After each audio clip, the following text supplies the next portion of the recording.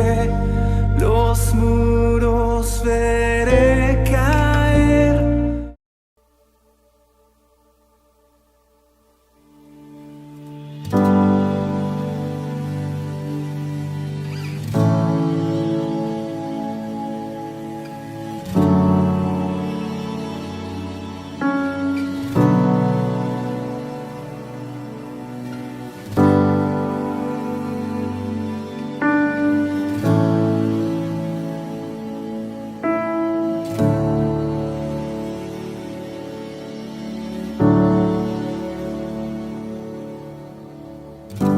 Por eso llevaste la cruz, para cantar sobre nosotros. Vida nueva yo te di. Por eso cargaste la cruz, hombre más fuerte en esta vida, solo tú.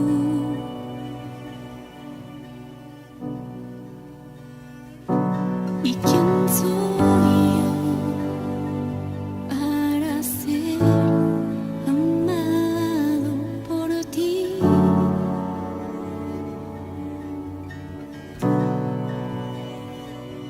¿Y quién soy yo para que hoy estés junto a mí?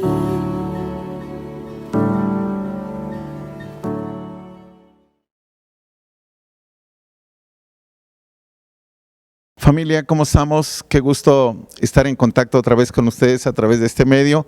Quiero comenzar haciendo una oración. Padre, quiero agradecerte este tiempo que nos das junto con nuestros hermanos. Te pido tu bendición para ellos. Glorioso Espíritu Santo, que vengas a traer revelación de tu palabra a la vida de todos nuestros hermanos. Gracias, oh Padre, por el sacrificio hermoso de tu Hijo, que nos ha dado vida y salvación. Gracias por la revelación de tu palabra, en el nombre de Cristo Jesús. Amén. Familia, tenemos el tema ahí que se titula ¿Cómo saber si he sido sanado o he recibido un milagro? Recientemente acabamos de orar por enfermos, acabamos de pedir a Dios sanidades y acabamos de pedir a Dios milagros. Y esto pues quizás nos deja en duda de si nosotros, ¿cómo podemos tener la evidencia de que hemos recibido esa sanidad o hemos recibido un milagro? Bueno, pues hoy quiero juntamente contigo y a través de la palabra encontrar la respuesta a esa pregunta que a veces llegamos a tener, porque es importante que nosotros sepamos cuáles son los medios, cuáles son las vías que Dios ha dejado para que nosotros nos demos cuenta si ha habido un milagro o una sanidad en nuestras vidas. Para ello, pues quiero invitarte a leer el libro de Proverbios 22:12. Es un versículo que habla de la ciencia. Dios no está peleado con la ciencia. Hay algunas personas que han creído que recurrir a un médico o buscar la ayuda de un especialista cuando se tiene algún problema de salud es contra la fe. Y hay personas que definitivamente rehúsan el buscar ayuda médica.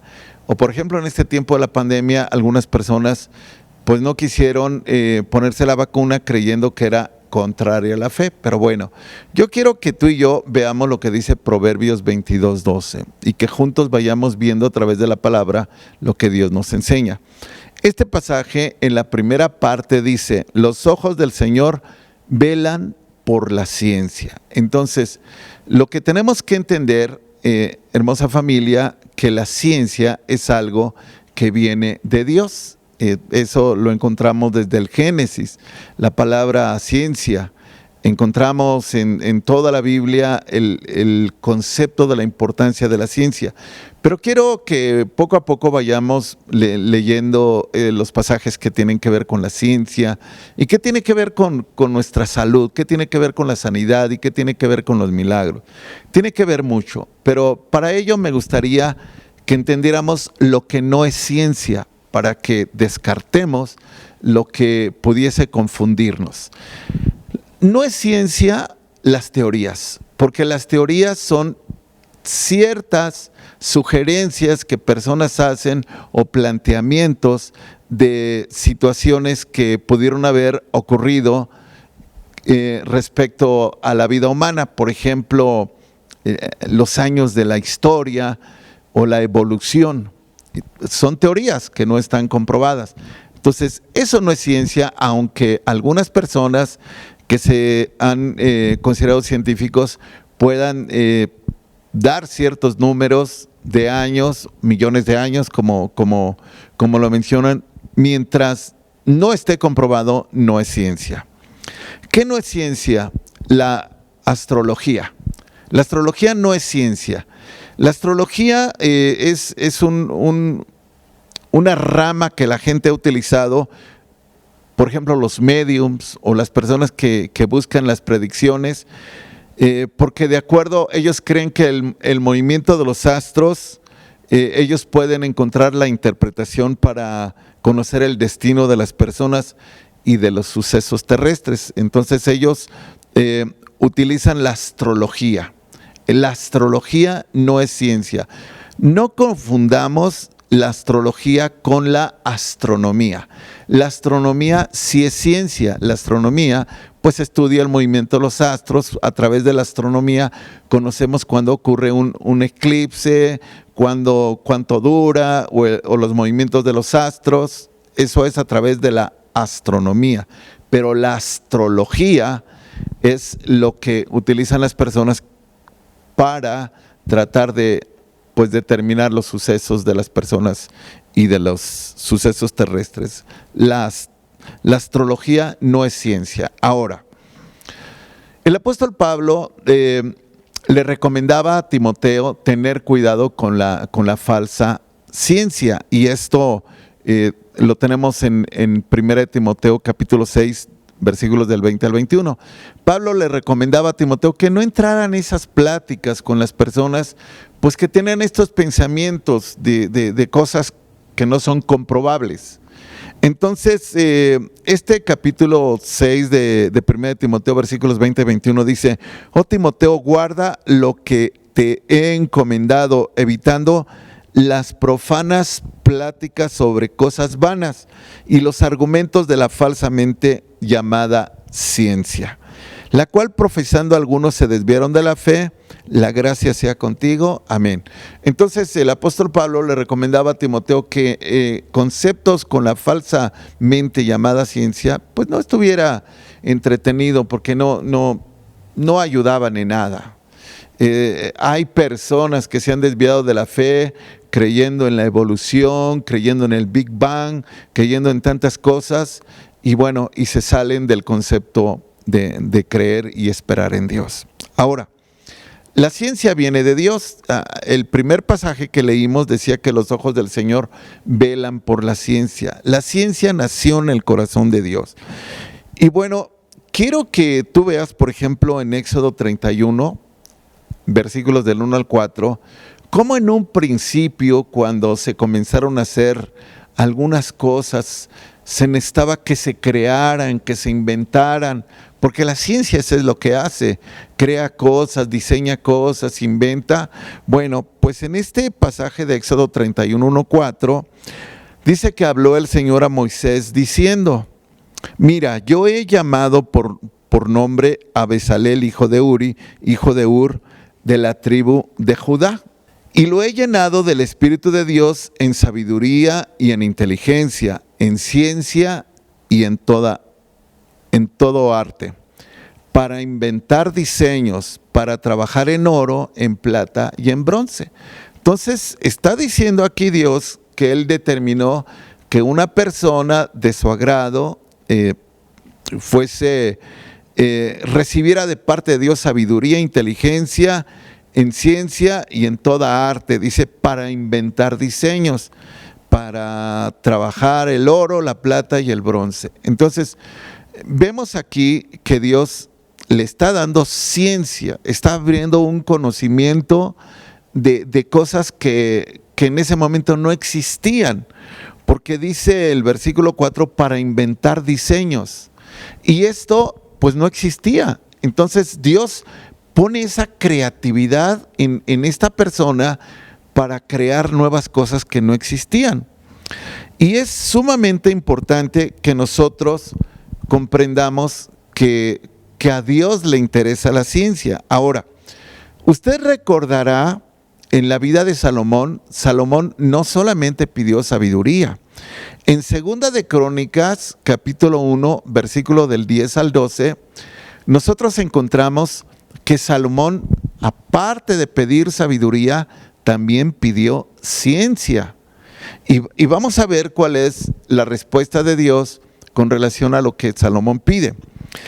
Dice, dame ahora sabiduría y ciencia. Así dice el versículo 10. Dame ahora sabiduría y ciencia para presentarme delante de este pueblo, porque ¿quién podrá gobernar a este pueblo tan grande? Y dijo Dios a Salomón, por cuanto hubo esto en tu corazón y no pediste riquezas, bienes o gloria, ni la vida de los que te quieren mal, ni pediste muchos días, sino que has pedido para ti sabiduría y ciencia para gobernar a mi pueblo sobre el cual te he puesto por rey, sabiduría y ciencia te son dadas. Y también te dará riquezas y bienes y gloria como nunca tuvieron los reyes que han sido antes de ti, ni tendrán los que vengan después de ti. Así es de que, pues Salomón también pidió ciencia, porque era importante la ciencia en ese tiempo. Ahora bien, la ciencia era común entre el pueblo de Dios, no era algo que, pues como ahora que algunas personas no la ven tan familiar. Los sacerdotes, en el tiempo de Moisés, del sacerdocio levítico, ellos usaban la ciencia para determinar quién estaba enfermo o quién no. Digamos que su labor tenía una doble finalidad: determinar qué persona estaba enferma y separarla del pueblo por razón del contagio que pudiese haber con los demás. La apartaban, pero él tenía que analizar exactamente el problema que había cuando había una herida, cuando había una hinchazón, cuando la piel cambiaba de color, cuando cambiaba el pelo de color, cuando a alguien se le caía el pelo. Tenían que examinar a las personas, y esto era ciencia. Hoy eso lo hacen los médicos, pero en ese tiempo los sacerdotes hacían este doble trabajo. Ahora, quiero que usted vea cómo ellos hacían este trabajo en Levítico 13, del 1 al 11, porque pues era un trabajo que Dios dijo que lo hicieran. Entonces la ciencia de la medicina estaba unida con la fe, porque los sacerdotes representaban la fe en ese tiempo, pero también representaban a la ciencia y estaban unidos y trabajaban juntos. Y vea lo que dice este capítulo 13 de Levítico, del versículo 1 al 11. Habló el Señor a Moisés y a Aarón diciendo, cuando el hombre tuviere en la piel de su cuerpo hinchazón o erupción o mancha blanca, y hubiere en la piel de su cuerpo como llaga de lepra, será traído a Aarón el sacerdote o a uno de los hijos de sus hijos los sacerdotes.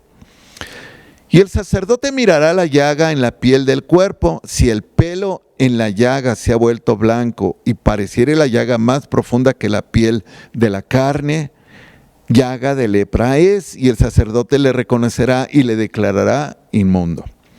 Y si en la piel de su cuerpo viere mancha blanca, pero que no pareciere más profunda que la piel, ni el pelo se hubiere vuelto blanco, entonces el sacerdote encerrará al llagado por 7 días. Era como una especie de cuarentena.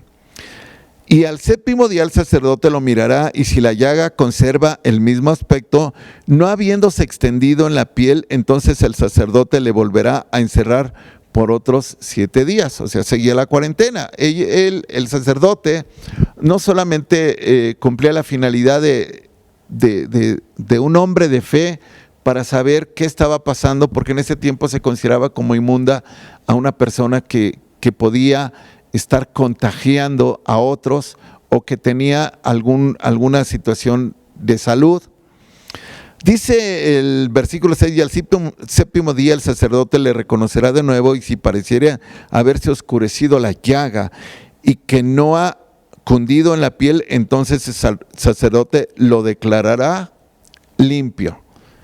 Era erupción, y lavará sus vestidos y será limpio. Si notamos, hermosa familia, el sacerdote tenía la facultad de decir: este hombre está sano o este hombre está enfermo. Él tenía la facultad.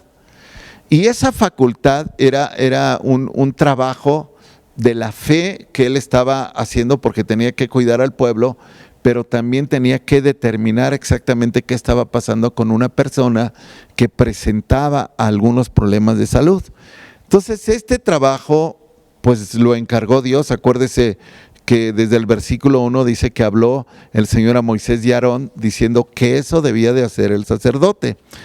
Entonces, es un trabajo muy importante el que realizaban. Lo realizaron por mucho tiempo. Usted recordará que Jesús pues tuvo encuentro con leprosos. Ahora yo quiero mostrarle el ejemplo de un leproso. Conocemos el caso de los 10 leprosos, donde pues uno regresó con Jesús y le dio gracias y los otros se fueron, los otros 9 se fueron. Pero yo quiero que vea el caso de este leproso, que es el Lucas 5, versículo del 12 al 14, que en realidad es como el contexto mismo de aquellos 10, porque sucede exactamente lo mismo. Sucedió que estando él en una de las ciudades, se presentó un hombre lleno de lepra, el cual viendo a Jesús se postró con el rostro en tierra y le rogó, diciendo: Señor, si quieres puedes limpiarme. Entonces aquí dice que fue un hombre, solo una persona.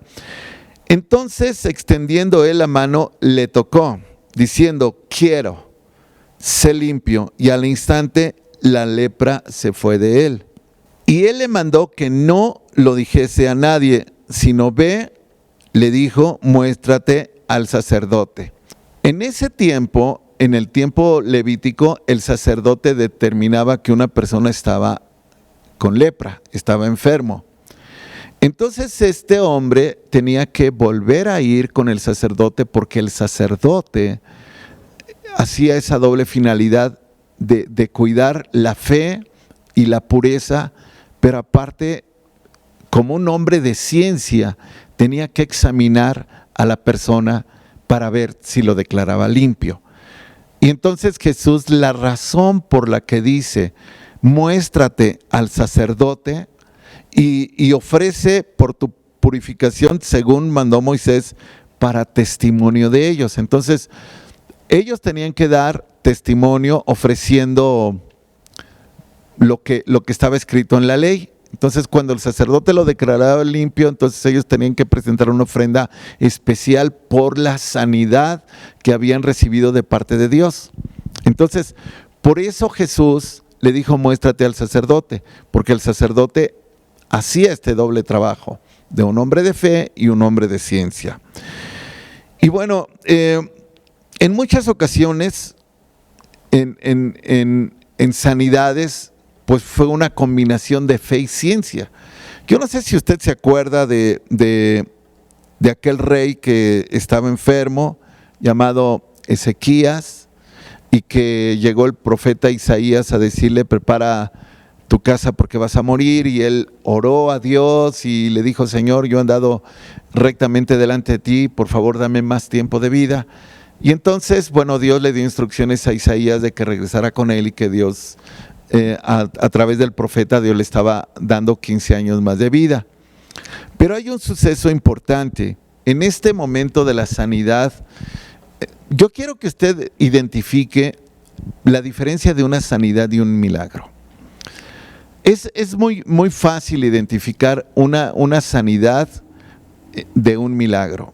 Por ejemplo, una sanidad es cuando una persona sana, auxiliado por la ciencia, la fe y la ciencia. Por ejemplo, ¿qué pasó con el leproso que Jesús sanó? El leproso, todo fue un gran milagro, porque ocurrió de un momento a otro y no recurrió a la ciencia. Simplemente fue a la ciencia para que testificara de que él ya estaba sano, pero no recurrió a ningún tratamiento para que él fuera sanado. Pero con Ezequías, según de Reyes 27, en la fe de este hombre, Dios le dice a Isaías en 2 de Reyes 27, y dijo Isaías: tomad masa de higos, y tomándola la pusieron sobre la llaga y sanó. Yo quiero, familia, que comprendamos. A veces nosotros, cuando tenemos una enfermedad, cuando tenemos una dolencia, lo primero que tenemos que hacer es recurrir a Dios. Porque este hombre llamado Ezequías recurrió a Dios a través del profeta. Y Dios a través del profeta le dijo: haz esto, pon masa de higos sobre la llaga, sobre la herida, y vas a sanar. Hoy en día, muchas de las sanidades nosotros las recibimos cuando tenemos fe en Dios, y entonces somos dirigidos para que, juntamente con la ciencia, porque la ciencia fue un regalo de Dios a la humanidad, nosotros seamos cuidados y seamos tratados de alguna enfermedad y nosotros seamos sanados. Y no sé si usted recordará, por ejemplo, Eliseo, cuando llega un momento en que tiene una reunión con varios profetas y bueno, le pide a alguien que prepare un alimento, y entonces alguien fue y recoge ciertas plantas en el campo y prepara como un guisado, como una olla, como un caldo. Y cuando lo están comiendo se dan cuenta que ese caldo pues prácticamente era como que lo que habían usado era venenoso. Y Segunda de Reyes 4, 39 al 41 nos dice que Eliseo, fíjense, para que entendamos cómo la ciencia no está separada de la fe. Y salió uno al campo a recoger hierbas y halló una como parra montés, y de ella llenó su falda de calabazas silvestres, y volvió y las cortó en la olla del potaje, pues no sabía qué era. Después sirvió para que comieran los hombres, pero sucedió que comiendo ellos de aquel guisado, gritaron diciendo: varón de Dios, hay muerte en esa olla, y no la pudieron comer.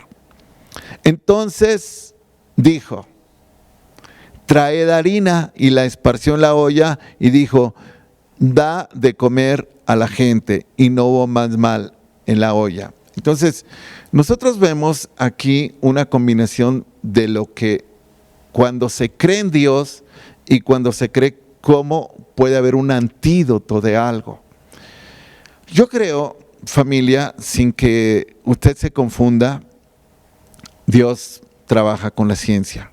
Muchas veces lo hace con la ciencia. Hay gente que puede tener una enfermedad y no se quiere atender. Simplemente no se quiere atender. Porque dicen: yo quiero que Dios me sane. Yo no dudo que Dios lo va a sanar. Yo no dudo que Dios pueda hacer un milagro en su vida. Pero recuerde que también Dios ha dejado la ciencia para que nosotros recurramos a ella, porque la ciencia es un regalo de Dios. Acuérdese que los amigos de Daniel y Daniel eran hombres de ciencia. Acuérdese que el capítulo 12 de Primera de Corintios también nos habla, este capítulo, de los dones. Por ejemplo, dones de sanidad, dones de hacer milagros y dones de ciencia. Entonces encontramos la ciencia como algo que da Dios.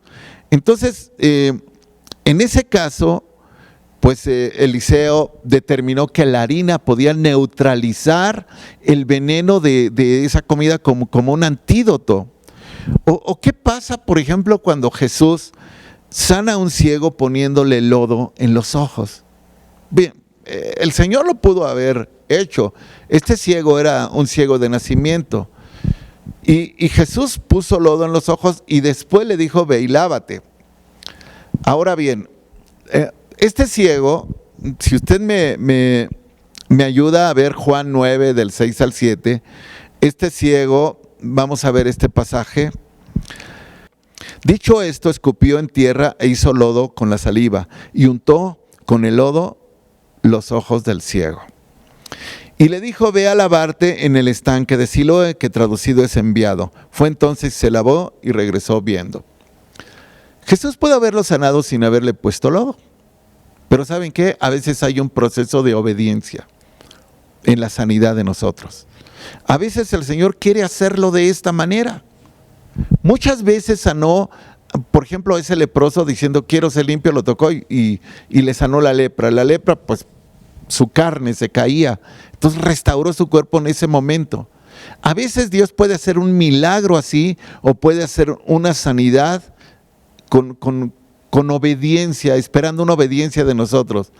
¿Qué hubiera pasado que este hombre hubiera dicho, no, pues no voy, no me lavo? Este lodo o esto que está haciendo no me va a ayudar. Como mucha gente dice, ¿para qué sigo un tratamiento? No me va a ayudar, no voy a ser sanado. Y tantas cosas. ¿Se acuerda cuando el apóstol Pablo le dice a Timoteo, ya no bebas agua? Le dice, sino bebe un poco de vino por tus frecuentes enfermedades estomacales. ¿Qué le está recomendando el apóstol Pablo? Que tome un poco de algo que le iba a ayudar a sanar sus enfermedades estomacales. Quiero que usted vea este pasaje que está en 1 Timoteo 5:23 para que usted tenga el contexto de lo que estamos leyendo. Pablo le dice a Timoteo, ya no bebas agua, sino usa de un poco de vino por causa de tu estómago y de tus frecuentes enfermedades. Ahora, solo quiero hacer un paréntesis. No estamos hablando del vino fermentado, del que embriagaba a las personas, porque Pablo no estaba buscando que Timoteo se convirtiera en un borracho. Estaba hablando del vino que no era fermentado, porque en ese tiempo existían los dos. Entonces Pablo le está diciendo, toma ese jugo de uva, como fue lo que usó Jesús cuando se celebró la cena. Fue el mismo vino que Jesús multiplicó en las bodas de Caná. No es el vino fermentado, porque mucha gente ha tratado de cambiar el sentido de lo que Dios ordena y se va hacia otro extremo. Entonces aquí el apóstol Pablo le está diciendo a Timoteo una receta prácticamente casera, o que en ese tiempo era lo que conocían ellos para los problemas. No sé si era gastritis lo que tenía, no sé si Timoteo ya tenía un poco más de problemas de gastritis, ya iba para úlcera o no sé, lo desconozco, la escritura no lo dice, pero tenía ciertos problemas estomacales. Entonces el apóstol Pablo hace esta recomendación. Ahora, ¿usted se acuerda cuando Naamán el sirio, que era un leproso, fue a buscar al profeta para que lo sanara? Y el profeta simplemente mandó que Naamán se sumergiera 7 veces en el río Jordán. Y ese proceso fue suficiente para que este hombre sanara. Dice segunda de Reyes 5:10. Entonces Eliseo le envió un mensajero diciendo, ve y lávate 7 veces en el Jordán y tu carne se te restaurará y serás limpio. Ahora, yo le decía, hay un proceso de obediencia. Así como el ciego, Dios le dijo, ve y lávate cuando le puso lodo en los ojos, o Eliseo le está diciendo a Naamán, ve y sumérgete. Eso me hace pensar, de verdad familia, me hace pensar que siempre hay un proceso en la sanidad. Hay un proceso cuando nosotros queremos ser sanados de algo. Porque hay mucha gente que no quiere tomar medicina, no quiere tomar nada, cree que Dios se va a enojar porque tome medicina. El gran problema cuando nosotros estamos enfermos es que busquemos a los médicos sin buscar a Dios. Ese es el gran problema, porque eso le pasó a un rey en la historia. En la historia un rey dijo, en otras palabras, yo voy a buscar a los médicos, y no buscó a Dios. Y eso pues lo encontramos a través de la palabra. Más adelante vamos a leer este pasaje, pero ese sería el gran error de alguien que cuando tenga un problema de salud no piense en Dios. Acuérdese, la escritura dice, separados de mí, nada podéis hacer. Entonces, este hombre va al Jordán, se sumerge y regresa limpio. Ahora, familia, recientemente nosotros oramos por enfermedades y también pedimos por un milagro. ¿Quién va a dar testimonio de una sanidad? Pues la ciencia. Algún día la ciencia, a través de un diagnóstico, nos dijo que teníamos una enfermedad o que teníamos un problema. Entonces, ¿quién va a dar, la primer noticia de que hemos sido sanados? Nos lo va a dar también la ciencia, como ocurría anteriormente con los sacerdotes. El sacerdote era el primero que decía: este hombre está enfermo. Y el sacerdote era el que decía: este hombre está limpio. Hoy en día la fe y la ciencia pues están trabajando de una manera separada, pero no distanciada. Y entonces, ¿quién va a dar testimonio de que nosotros hemos sanados? Por la misma ciencia. La misma ciencia va a decir: usted ya no tiene nada. A lo mejor había un diagnóstico, pero después llega un momento en que Dios nos ve y ve nuestra fe y ve nuestra obediencia y ve nuestro amor hacia Él. Entonces Él nos sana, pero en realidad es Dios quien lo está haciendo. Por eso nosotros tenemos que darle honor y gloria a Dios. Entonces, si a alguien le habían dicho que tenía una enfermedad y va al médico o le pide otros estudios, ahí Dios va a evidenciar que Dios intervino en esa sanidad. Ahora, yo quiero que usted y yo conozcamos cómo saber cuándo es un milagro. Un milagro, una manera hay varios puntos de cómo identificar un milagro. Por ejemplo, es cuando alguien no tenía nada y ahora tiene. Por ejemplo, la viuda. Usted se acordará de una viuda que no tenía nada que comer, que no tenía aceite, y llegó un profeta y le dijo: mira, pon aceite aquí, consigue vasijas, y de un momento a otro tenía tanto aceite. Entonces ahí hubo un milagro. Cuando no se tiene nada y de un momento a otro se llega a tener algo. Por ejemplo, una resurrección. Un milagro es un cambio radical de algo que era de una forma y después cambia a otra forma. Por ejemplo, una resurrección es de una persona que estaba muerta, ahora estaría viva. Entonces, eso es un milagro. Un cambio de diagnóstico es un milagro. Una deuda perdonada es un milagro. O una deuda saldada sin saber quién lo hizo es un milagro. Hasta un examen que alguien pase sin haber tenido el conocimiento de haber sabido contestarlo, es un milagro. Darle un puesto en el trabajo sin tener el nivel académico es un milagro. Dios le da una casa o un auto sin tener dinero, porque hay gente que dice: mira, Dios me hizo sentir que yo te dé mi auto y págamelo como quiera. Es un milagro.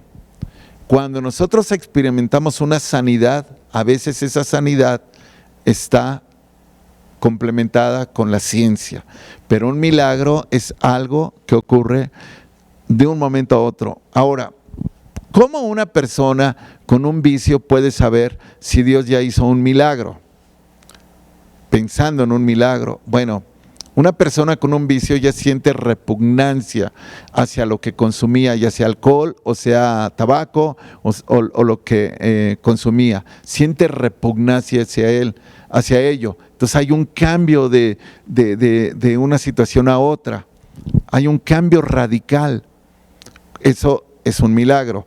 Pero también puede haber una sanidad de una persona que tiene una adicción a través de un tratamiento. Y también Dios puede hacerlo de esa manera.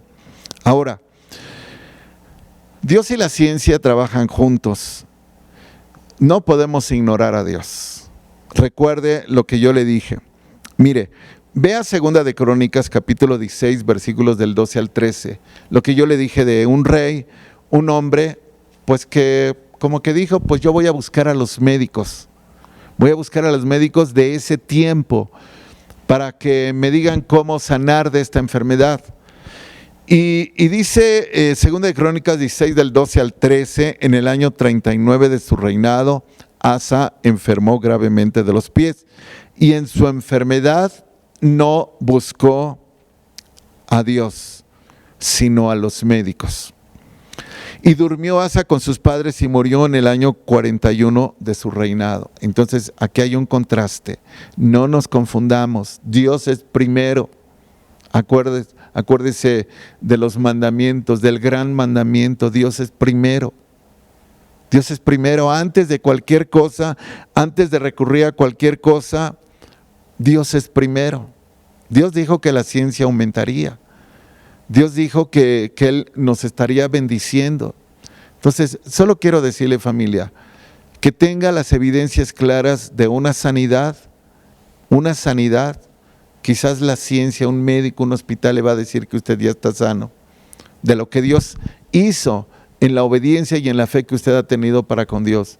Y un milagro va a ser tan evidente, tenía un dolor, ahora ya no lo tengo. Me dolía un brazo, ya no me duele. Me pasaba esto, no dormía y ahora sí duermo. O sea, hay un cambio radical de una situación a otra. Entonces, ¿qué tenemos que hacer cuando seamos sanados o recibamos un milagro? Testificar, familia.